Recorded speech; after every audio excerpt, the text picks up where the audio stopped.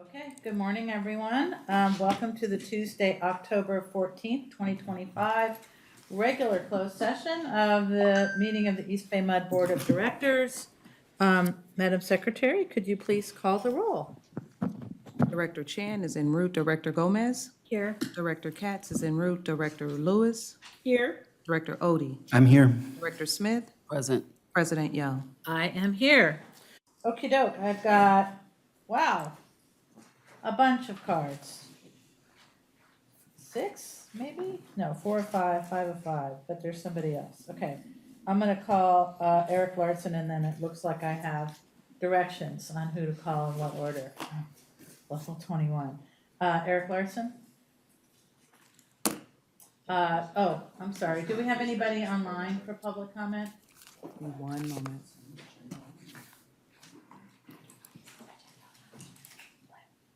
We have no online public comment at the moment. Okay. Eric, you know what to do. Yeah, well, good morning, President Young. My name is Eric Larson. I am a ratepayer. I'm coming to you today as a ratepayer resident of Berkeley, California. I want to direct you to the info memo that was sent out last Thursday in response to an email that I sent as a ratepayer, noting concern about the practice of joint bonding and potentially damaging pipe. The memo misses the mark. Ms. Yesman says the commenter raises issues related to joint bonding and potential job hazards. But if you read the email says, as a ratepayer, I am concerned about the practice of joint bonding by CAD welding causing damage to the pipe. Please see the photos attached provided to me by district employees of EBMUD test welds and failed welds. Note the removal of the zinc coating for the weld and the penetration of the weld. I am concerned this practice will lead to early failures rather than providing the intended extension of useful life of the pipe.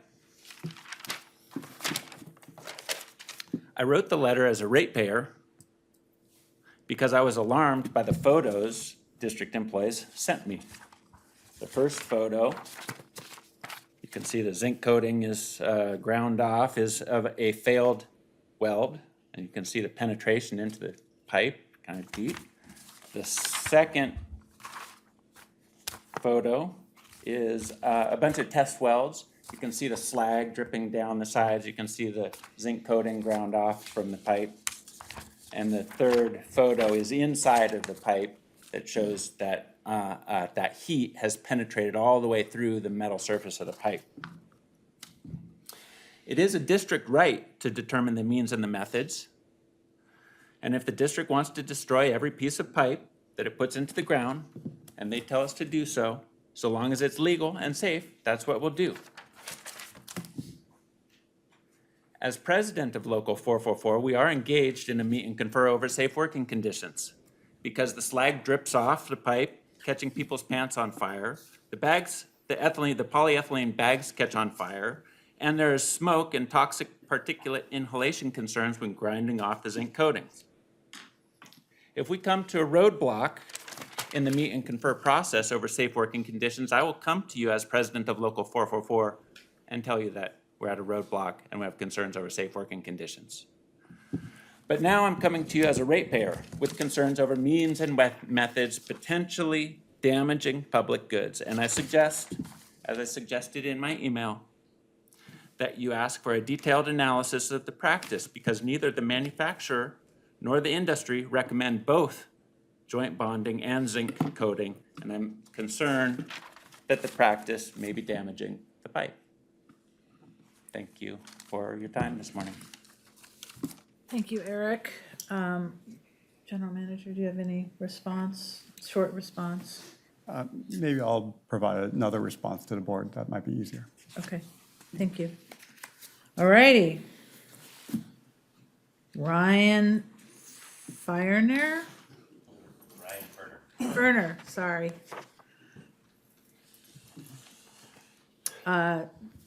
3 minutes, name, association, your topic and. Good morning, President Young, members of the board, General Manager Chan. My name is Ryan Ferner. I'm the General Pipe Supervisor of Pipeline Crew 4. Members of the General Pipe Supervisor classification are here today to make sure the members of the board are aware of our side letter equity adjustment process. Our first equity adjustment side letter meeting for General Pipe Supervisor classification was August 11th. We opened this meeting addressing the ongoing concerns with the district's selected comparator classifications. After discussing the external comparators for over half the meeting time, District HR volunteered that it was not their standard practice to use external comparators for supervisory level classifications because of the inherent difficulty in matching supervisory structure and scope with comparator agencies.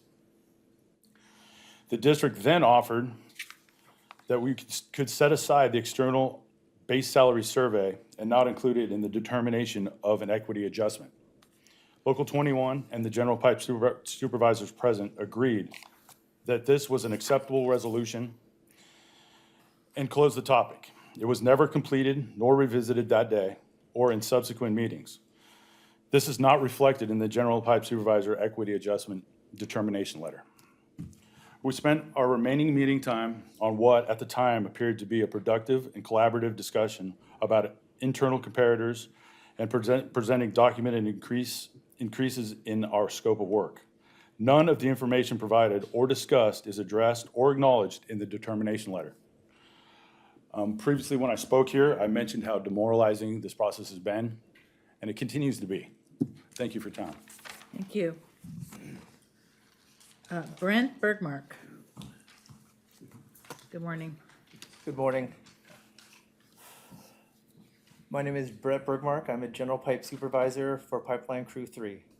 I'm here today to address a concern regarding the determination of retention issues. During our equity adjustment process, we identified that 4 of the 24 employees promoted to General Pipe Supervisor since the 2016 recruitment cycle elected to resign or self-demote. This is 16.7% of all classification members during the specified timeframe. District HR has determined that the General Pipe Super classification does not have a retention issue. We have repeatedly requested District HR define what qualifies as a retention issue, and they have refused. We are not contesting the determination, but we're seeking an understanding of the district's policy. The understanding we gained is that the district has no defined standard, policy, or threshold in determining or identifying retention issues. Instead, individual HR employees decide if they feel the factual data qualifies as a retention issue. This lacks both consistency and impartiality for a decision that should not be opinion-based. We are asking the board to ensure there is a defined standard or guideline for human resources when they are making decisions that should be applied equitably. Thank you very much. Thank you. Brian Wolverton.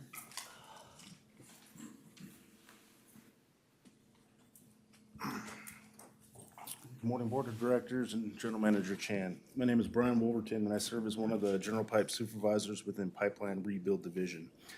I'm here to address the recent denial of the equity adjustment request for the GPS classification. One of the key components of the side letter agreement for the equity adjustment is the consideration of internal comparators. We have submitted documentation to HR outlining relevant internal comparator positions, which is provided to you today. It's this. And I provided a copy for your reference. However, I noticed this information is not addressed in the denial response, and I would appreciate clarification why it was omitted. Additionally, I'd like to understand why the district appears to place greater value on the work performed by other first-line supervisor classifications as outlined in the information I provided you, even though a large portion of EBMUD's budget goes into the investment of infrastructure renewal, which General Pipe Supervisor are directly contributing to. Thank you for your time and your consideration. Thank you. Next. I guess you know you're next. Jeremy Williams, come on up.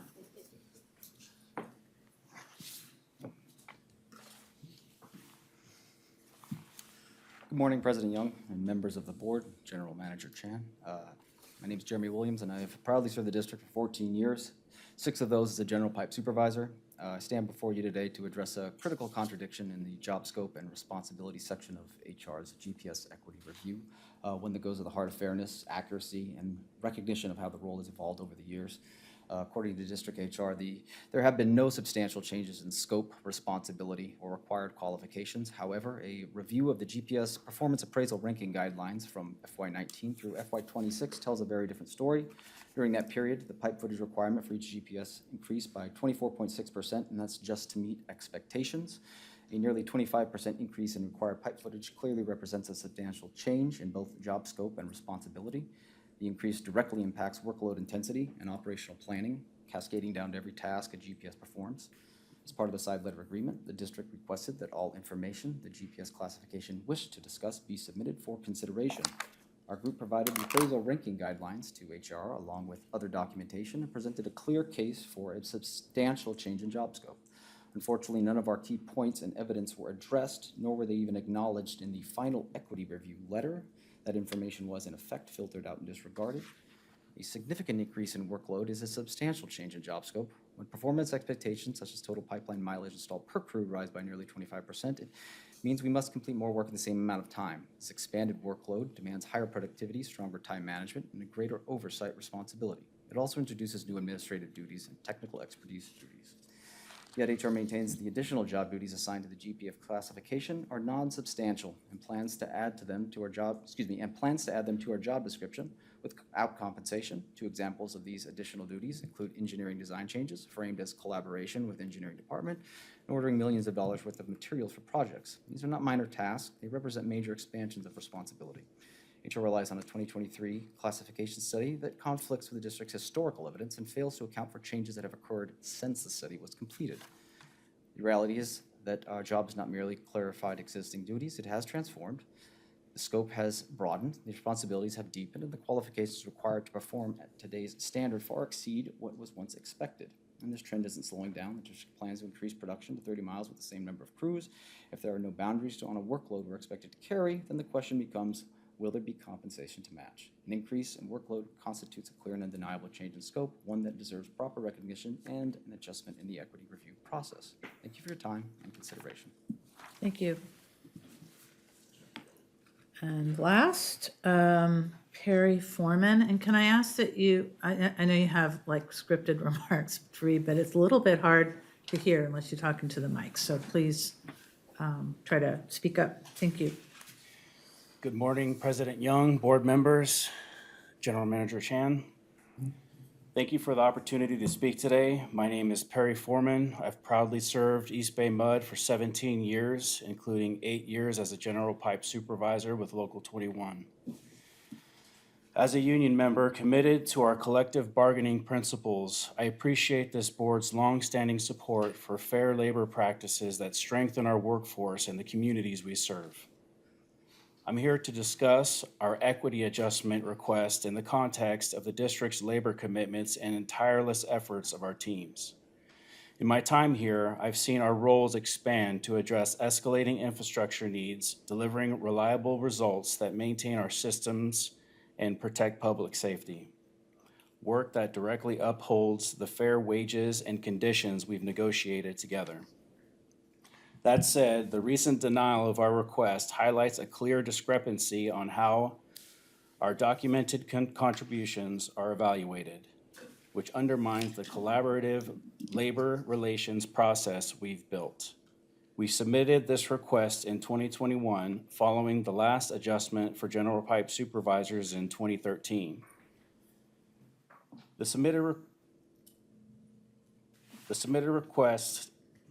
The decision bypasses our current job description and relies primarily on the 2023 Kaufman and Associates survey, a tool intended to reflect our actual duties today.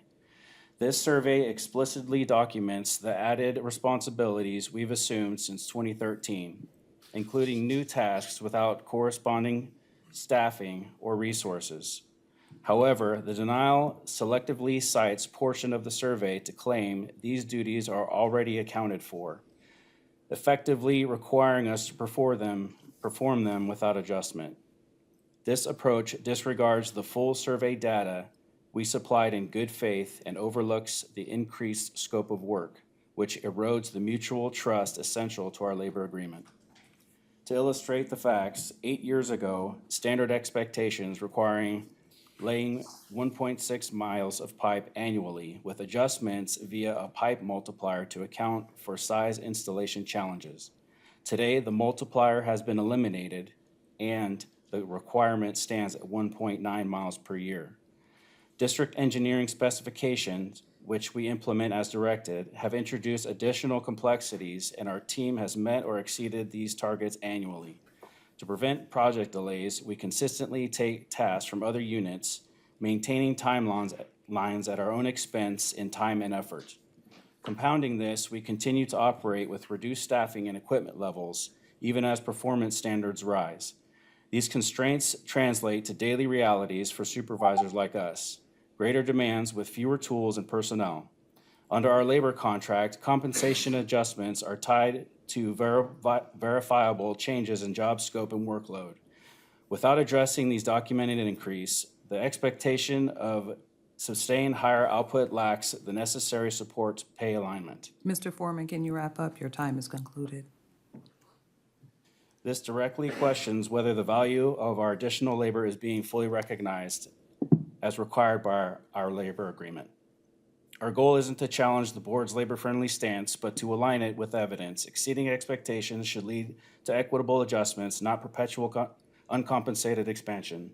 Let's restore the process to its labor-rooted intent, transparent, evidence-based news that respects our contract, reinforces trust in our partnership, and sustains skills workforce powering East Bay MUD. I respectfully request that the board direct a full review of the changes since 2013 based on the complete survey and job data, and instruct HR to conduct evaluations consistent with our collaborative bargaining standards. Thank you for your attention and ongoing advocacy for our workers. Thank you. Okay, that concludes our public comment, unless there are additional cards for speakers online. None. Okay, we will move this meeting up to conference room 8 to discuss closed session agenda items 1 and 2, and we are scheduled to return here at 1:15. Thank you. Thank you for coming today. Alrighty, okay. Welcome to the regular business meeting of East Bay MUD for Tuesday, October 14th, 2025. Madam Secretary, please call the roll. Director Chan? Present. Director Gomez? Here. Director Katz? Here. Director Lewis? Here. Director Odie? I'm here. Director Smith? Present. President Young? I'm here. All right, please join me in the Pledge of Allegiance. I pledge allegiance to the flag of the United States of America and to the republic for which it stands, one nation, under God, indivisible, with liberty and justice for all.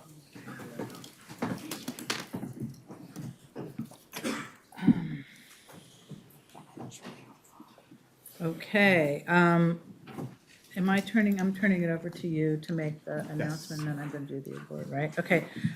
We will now recognize staff for winning the Capio Award, the Star Award for the H2O Flow video. Yes, so this year, East Bay MUD released the H2 Flow musical collaboration with the Grammy and Emmy-winning Alphabet Rockers, based in Oakland to commemorate World Water Day in March 2025. The music video has received over 180,000 views across East Bay MUD's channels, showcasing an engaging approach to teach how we provide safe, reliable water to our community. Last week, H2 Flow received the 2025 California Association of Public Information Officials, or CAPIO, Star Award in the water category. The Star Awards honors standout storytelling, transparency, and impact in public sector communications. H2 Flow is also a finalist now for the 2025 Association of Clean Water Agencies Huell-Hauser Excellence in Communication Award, with a winner to be announced at the Aqua Fall Conference. Accepting the award is Christine Byrne, Community Affairs Representative 3, Catherine Horn, Senior Community Affairs Representative, and is Tracy here? Tracy is not here, but also Tracy Morales, Public Information Representative 3. And President Young will present the award.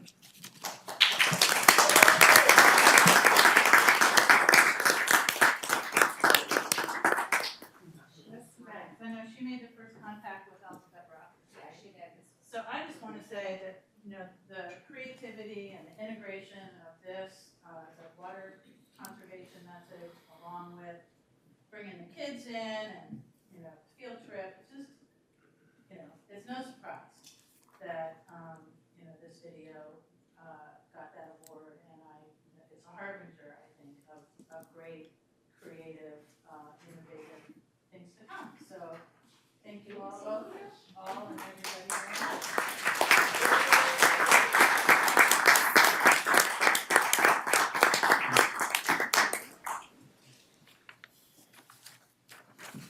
Thank you, and congratulations.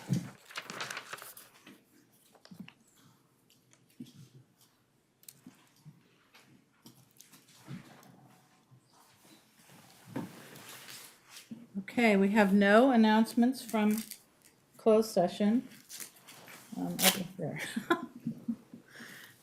And we now move on to public comment. If there are members of the public online for public comment who wish to speak on non-agenda and agenda items, they'll go first. Madam Secretary, do we have any online speakers? None. Okay, then we will, I don't see any cards before me for public comment on non-agenda items in person. So then we will move on to committee reports. And I believe the committee reports we have up for today are planning, Ledge HR, DERWA, and UMRA. So for planning. Oh, okay, all right. Okay, so the planning committee met earlier and received updates on the number one, the fiscal year 2025 annual readiness report, and number two, the joint study agreement for fisheries. A contract for acoustic tags to support this effort will be considered on the consent calendar. That's the report. Okay, and for Ledge HR? Ledge HR met this morning and received an update on the diversity, equity, and inclusion strategic plan with a focus on inclusive culture. We had a good dialogue, and we recommended adoption of, we accepted the report. Okay. DERWA, Director Chan? Okay. Yes, we met, and this was on the agenda. So our first order of business was to select a vice chair for DERWA, and we selected Georgine Von Heater Leopold. We also received a presentation on DERWA backwash, an analysis of that, and we approved the quarterly investment report. Another thing we did was to talk about a spring event that we're going to have, which is going to be an open house of DERWA. And Georgine Von Heater Leopold is going to be chairwoman of that event. That's it for DERWA. Okay, and last but not least, UMRA. Joey, are you gonna do that, or is a member of the staff gonna make the report? I can read it. Okay. Okay. So the governing board of UMRA held a meeting on October 3rd, 10 a.m., Party Lodge at Party Center. And the, let's see, there was approval of the motion for the board meeting minutes of July 25. Acceptance of the filing treasurer's report, third quarter for fiscal 2025. Approval of motion highest qualified contractors list. Approval of motion phase 1, forest project plan implementation report. Discussion with possible action phase 2, MAC Forest Health and Resilience Project Report, and discussion with possible action, some legislative issues update. So that is my report for UMRA at this time. Okay, that concludes committee reports. We'll now move on to the consent calendar. Are there any items which board members wish to pull from the consent? Did I miss something? Okay. You gave me a look like you forgot something. Are there any items from the consent calendar that board members wish to pull for further discussion? Okay, then I'm prepared for a motion to accept the consent calendar. I'll move that. Second. Moved by Director Chan, seconded by Director Katz. All those in favor? Aye. Opposed? Abstain? Motion passes unanimously. Okay, we're now going to move on to agenda item 12, which is an action item to consider waiving attorney-client privilege and release the executive summary of a confidential attorney-client privilege investigation report resulting from the March 2025 complaint against Director April Chan. At a special meeting last week on October 7th, the board met also to consider this item, but because Director Chan was absent and excused from the October 7th meeting, the board deferred consideration of the attorney-client privilege waiver until today to allow Director Chan the opportunity to be present and participate in the discussion and action regarding the waiver. The executive summary may not be publicly released or discussed unless the board chooses to waive the attorney-client privilege. If the board votes to waive the attorney-client privilege today, the board will discuss the executive summary at its October 28, 2025 regular meeting. We will not entertain any discussion by the board today about the substance of the executive summary because it is still privileged and confidential until or unless we waive privilege. So I'll now open it up for board discussion, and we will hear public comment before the board votes on the item. Yeah, I have a preliminary remark or a couple of them to make. Number one, I was disappointed that the board did not vote on this and did not come to any sort of decision. And in terms of my participation today, I couldn't have participated then. I can't really participate now under EBMUD Board Rules of Procedure Section 4.03, where it says directors are required to recuse themselves when impartiality could reasonably be questioned. And I believe that applies here. I have received feedback from my constituents who have been very adamant that I should not be participating in this discussion and that I should recuse myself. So that is what I will do now. I will recuse myself. The only thing I ask of the general manager is to let me know the process in which, if you decide to release the executive summary, basically what that process is, the time frame, all of that. And then the second thing I would ask is that please someone remember to come and get me. I'll be in the back over here. So please let me know when that conversation is over and I will rejoin the group. Thank you.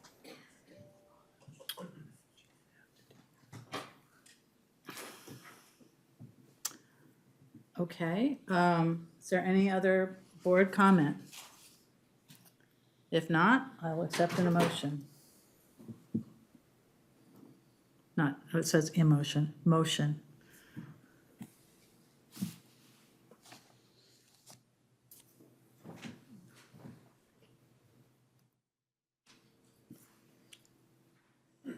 Do I have a motion? Should we take public comment first? We're not voting on the item, we're just making a motion and getting a second on the motion so that we can bring the item up for a vote after we have public comment. Okay, I'll move to waive the attorney-client privilege and release the executive summary of the confidential privilege investigation report resulting from the March 2025 complaint against Director Chan. I'll second the motion. Okay, the motion has been moved by Director Katz and seconded by Director Lewis. Do we have members of the public online for public comment on the item? Have one hand for public comment. Frank Millen, you should be able to unmute your mic. Hello, you may recognize me as a former board member. former board member Frank Mellon. I will start your 3 minutes now. Give me one moment, please. Of course.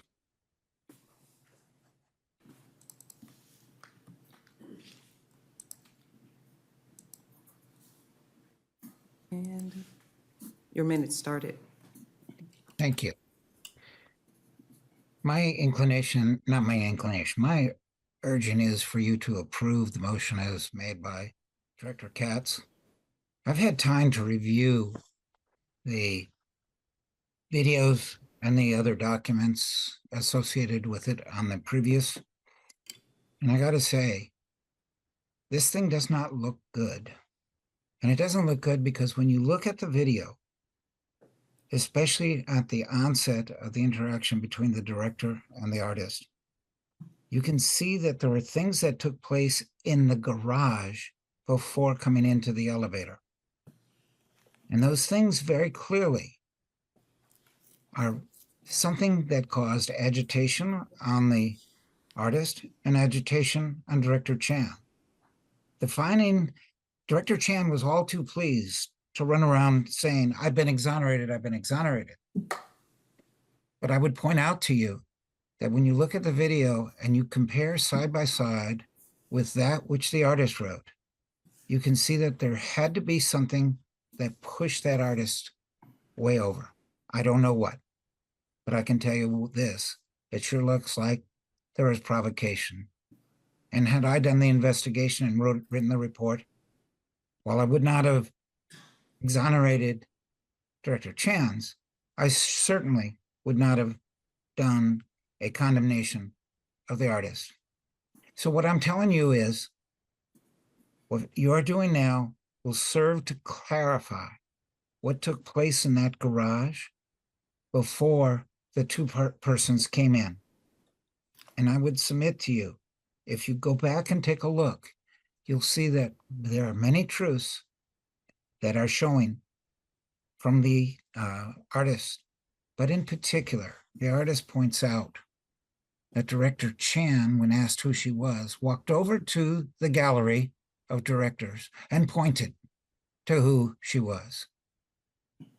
We need to know all the truth, folks. And I would suggest that the constituents of Ward 7 are really concerned as to whether or not there has been an undue consideration given in the investigation due to the fact it was a board member, whereas if it had been an employee, would the outcome have been different? I'm willing to answer any questions if you like, but I am very concerned, and I hope you all do vote in this fashion to say, yes, we'll make it all available. Thank you. Okay, are there any other public comments, any final board comments? Let's take a roll call vote.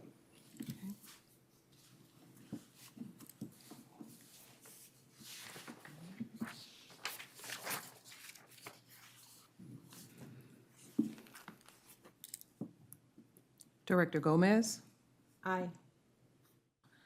Director Katz, Yes. Director Lewis, Yes. Director Odie, Yes. Director Smith, Aye. President Young. Yes. The motion passes 6-0 with, I guess it's an abstention. It's a Recused, under something. So the report will be made available immediately following this meeting by making a request to, did we decide the board secretary? To the board secretary, and it will be discussed at the October 28th board meeting, at which point the board may make findings and may consider appropriate actions with regard to those findings. So invite Director Chan back into the room.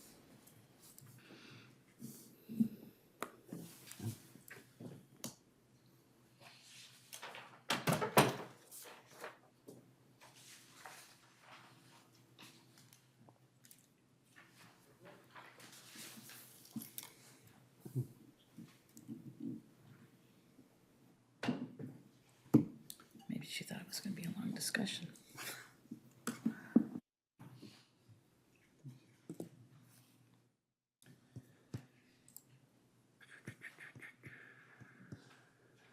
We have it.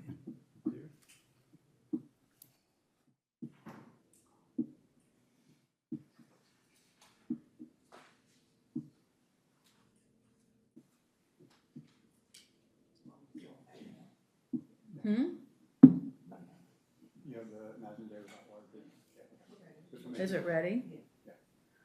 I don't, wait another 30 seconds.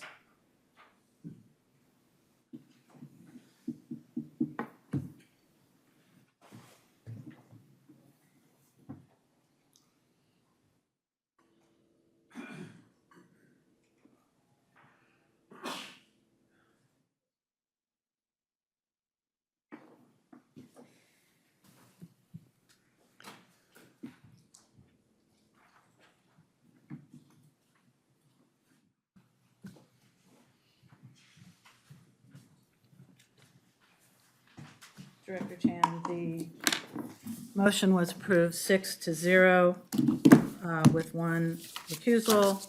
The report is available this afternoon by making a request to the secretary, Thank you so much. and it will be discussed at the October 28th board meeting. What does that mean, discussed? Just so I'm clear. Well, you can read, it will be discussed, and the potential is that there will be findings made as a result of that, and appropriate actions taken if there are findings made. Thank you.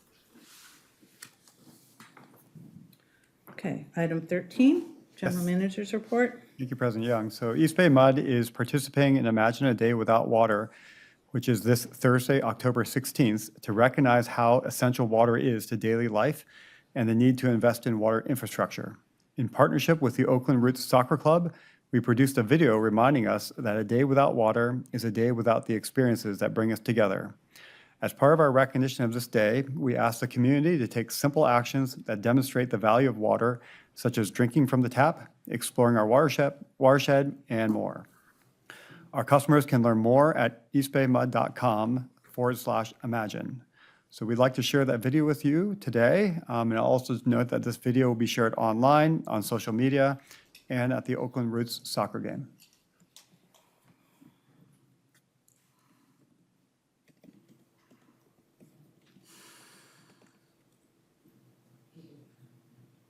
Imagine a day without water. No hydration breaks, no green field under your feet, not a single drop of water to be found. But here in the East Bay, that's not our story. Because East Bay Mud keeps it flowing. Water powers every play, every fan, every game, providing clean, high quality, and safe tap water. Drink the best, play your best with East Bay Mud. Imagine a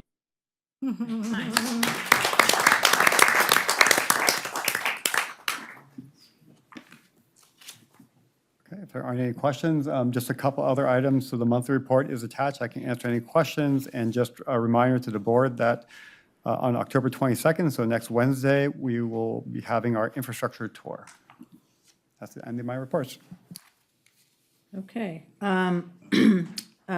If there are any other items that board members wish to have considered for the future, please submit those to myself or the general manager. Now we will move on to director comments. And I don't remember what side of the room we started with last time, so. You started with, well, yeah, okay, well, I'll go. A lot has happened between our last board meeting and today in my life personally, as well as here with East Bay Mud. But so on the 24th, I attended the East Bay Wildfire Coalition in El Cerrito. And per usual, the chair, Supervisor Joya, pointed out that we had representation there. So I had quite a few people coming up to me and asking me, are we prepared for fires? And I remind them that we're not really set up to deal with wildfires, but we're collaborating with everyone who needs to deal with it. So there was that. On the 25th, I attended the Toolworks 50th anniversary. And since learning more about Toolworks, I am learning and meeting more people who have been involved, whether they were teaching there or were a client.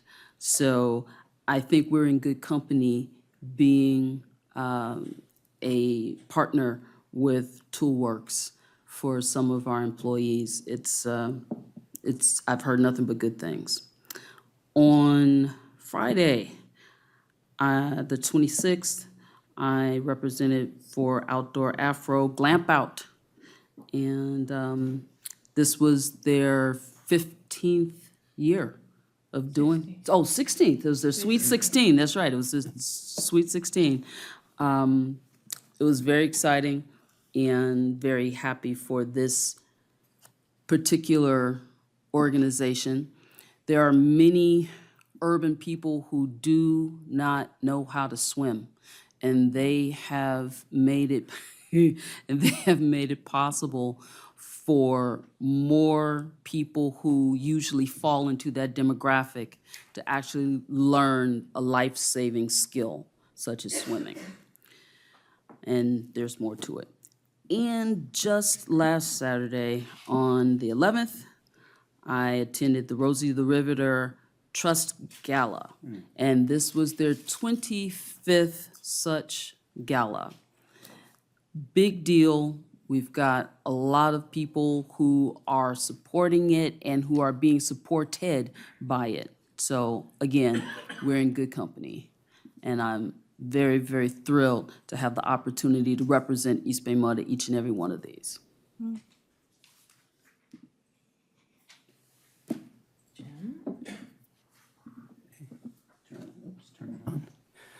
So quickly, two things.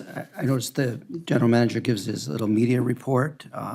One really big and I thought exciting media item that I didn't see in there was, I think it was Friday, right? There was a really nice article in the SF Gate about the wastewater treatment center. Okay, maybe I missed it, but if anyone wants to know more about it, I thought it was a really well-done article, so appreciate that. And then also, we got our ACWA news and blurb about all of the work we've done with ACWA and the Metropolitan Water District and getting a trailer bill for money to help combat the invasive species from golden mussels. So good to see that. A couple weeks ago, I think it was since our last meeting, I attended the mixer of the Oakland Chamber of Commerce or Chinatown Chamber of Commerce that we hosted. I think we raffled off a tour of a cemetery with our general manager, so that's kind of cool. The president and I had the really honored opportunity to march in the Oakland Ballers Victory Celebration Parade. I know Tracy's not here, but shout out to Tracy Morales for all of her hard work putting that together. Let's see, attended the Oakland Asian Cultural Center event on Saturday, and then coming up this weekend, two events in San Leandro. The Alameda County Assessor's Office, Fong La, is having a How to Build an ADU workshop, so we'll have a presence there. And Supervisor Lena Tam is having an emergency preparedness fair, which we are a co-sponsor of. I think that's at the San Leandro Library, if I'm not mistaken. So I'll be there for those. Hope to see any San Lorenzo and San Leandro constituents at those events. Well, or Oakland, anywhere, but that's where it is. Thank you. On September 24th, I attended the San Ramon Valley Fire Protection District state-of-the-art training facility ribbon cutting ceremony. It was pretty impressive. They have a fake fire where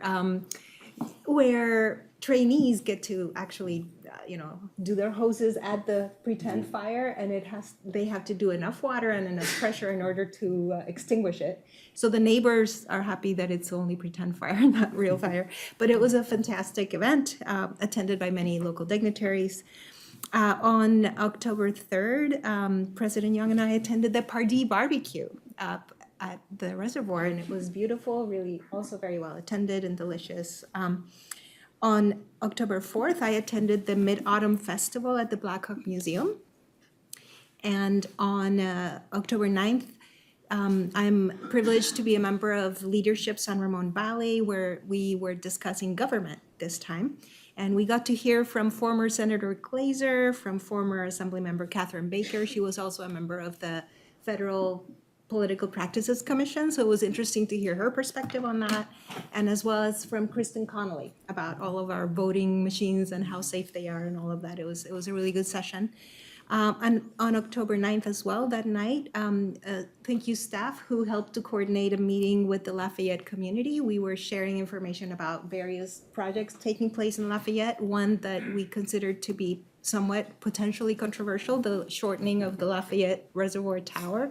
However, there was really only one person who attended that said anything about the tower, and most of the concern was about, like, are we gonna have access to the reservoir? Will we be able to still boat? Will we be able to hike?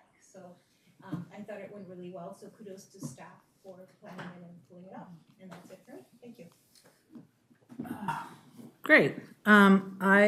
As other board members can attest, I've been moving around a bit. I was trying to figure out whether the Orinda treatment plant tour was before or after the last board meeting. It was before the last board meeting. That was still a highlight. Attended the Toolworks event in San Francisco, and also very impressed with the organization and what they've done. I'm proud that we're a partner with them. The following evening, again, Outdoor Afro, great organization, great event. Had a meeting with Chaz White from Local 21, and that same day attended the Pardee Barbecue with Director Gomez and made remarks there. It was a perfect day. It was, like, I don't know if it's even hit 70 degrees. It was just beautiful. And it rained a little bit, or was going to rain a little bit. The Ballers press conference, parade and celebration after a true testament to the town and Oakland. It was very fun to be there. This last Saturday, I did a tour. Clifford was gracious enough to volunteer his time and make our wastewater treatment plant facility available as an auction donation to Clean Water Action, which I'm long affiliated with, to do a wastewater treatment plant tour. And we got a behind the scenes, and we had our brunch beforehand at Cafe Noir at Prescott Market, again in West Oakland, and it was a great day. And then yesterday, we met with Assemblyperson Rebecca Bauer-Cahan, the mayor of Orinda, the city manager of Orinda, and her Rebecca Bauer-Cahan's chief of staff, Michelle Henry, to discuss the status of the Siesta Valley, or former Cal Shakes site. I think that's it. Next up. Okay, I think that would be me. And I'm just going to say that I spent the latter part of September with my son in San Diego to celebrate his birthday. So I wasn't around, but I did, like Director Gomez, I attended the Mid-Autumn Asian Cultural Festival on October 4th in San Ramon. And those are the end of my remarks.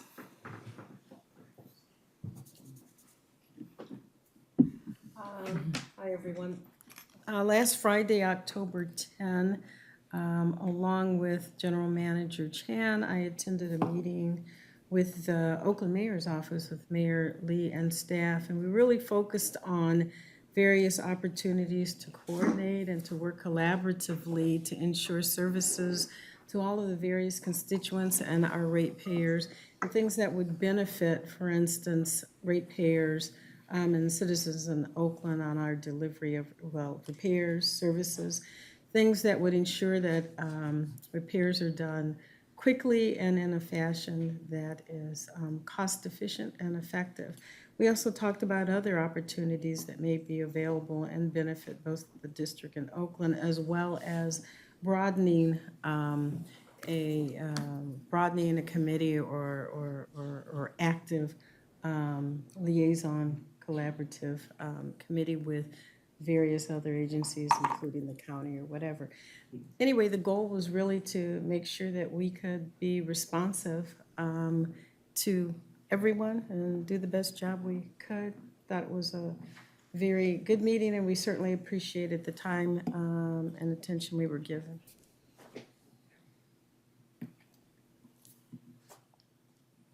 Andy? Yes, I attended and presented at a League of Women Voters, Berkeley, Albany, Emeryville meeting, and presented the content that's in our typical East Bay Mud updates. That was well received, and I took a lot of questions, and thank you to our public affairs staff for supporting that. And that is the main activity to report in this cycle. I left something out of mine. My ward briefing is this Friday. I completely spaced that out. And I hope that everybody that's listening that got an invitation, and even if you didn't get an invitation, you're interested in coming, we will be holding it at the Irinda Watershed Center Friday at 11, I believe, is when it starts. Okay, with that, we will we'll hold a special meeting on Wednesday, October 22nd, next Wednesday, to tour the various district facilities, including another thing that you might have read about in the clips, the tomato stand creek restoration, which personally, that's going to be a highlight for me, I think. The meeting notice will be posted in accordance with the Brown Act at least 24 hours before the meeting, and our next regular meeting will be on Tuesday, October 28th at 1:15. This meeting is now adjourned.